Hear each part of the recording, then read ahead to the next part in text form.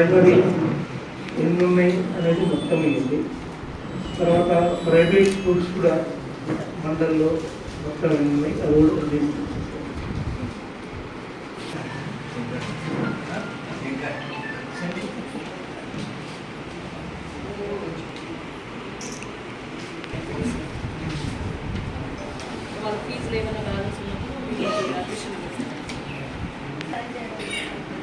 అది పేరెంట్స్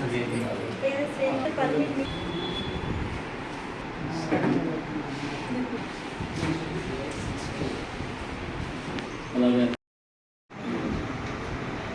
అంటే ఇప్పుడు వర్షాకాలం సీజన్ కొంచెం ఇంట్రక్షన్స్ కూడా అది కొంచెం ఎందుకంటే రష్యన్ టైంలో మేము మెయింటెనెన్స్ అప్పుడు ఇంట్రక్షన్ ఉండకూడదని చెప్పేసి మార్నింగ్ మెయింటైన్ చేయాలి. ఉంటుంది పంచాయతీలో ఏదైతే ఇచ్చారో అది చేశాము.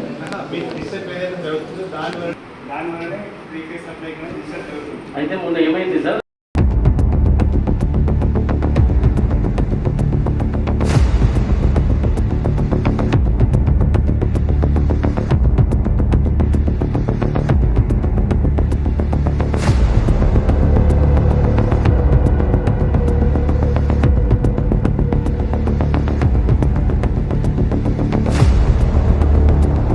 ప్రజలకి అన్ని గ్రామాల్లో పర్ఫెక్ట్గా మీ సర్వీస్ అందించారు, అందుకు నా ధన్యవాదాలు.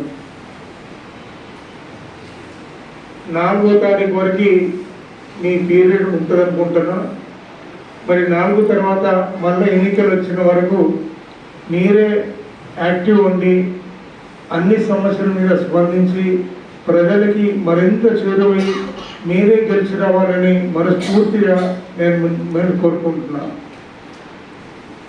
మరి ఈ లాస్ట్ ఈ సమావేశంలో చర్చించినటువంటి అంశాలు అమలవుతున్నాయా అయితలేవా ఆ విషయం మీద మీరు పక్కగా దృష్టి పెట్టి ఆరోగ్య సమస్యలు, ఈ వర్షాకాలం ఆరోగ్య సమస్యలు ఉద్భవించకుండా మరి తీసుకోవాల్సిన జాగ్రత్తలకు సంబంధించి, అదే రకంగా ఎలక్ట్రిసిటీ ఈ వైర్ల కింద పడటం ఇందాక మాధవుడి చెప్పినట్టు వాటిని కరెక్ట్ చేయటం కానీ పోల్స్ కరెక్ట్ చేయటం కానీ తీసుకోవాల్సిన జాగ్రత్తలన్నీ పర్ఫెక్ట్గా వాళ్ళు తీసుకోవాల్సిందిగా వాటిని కూడా కోరుతా ఉన్నా. కానీ ఏదైనా చేస్తే వాటికి సంబంధించిన కాంపన్సేషన్ మరి వచ్చిందా లేదా అనే విషయం కూడా ఒకసారి ఎంపీడీ గారు చూడాలి. మరి అదే రకంగా R&B రోడ్లు కానీ R&B రోడ్లకైతే ప్రభుత్వం ప్యాచ్ వర్క్లకు సంబంధించి మాత్రమే ఇస్తామని చెప్పన్నారు. వాటిని కూడా ఐడెంటిఫై చేసి మీరు చూడాల్సిందిగా మమ్మల్ని కోరుతా ఉన్నా.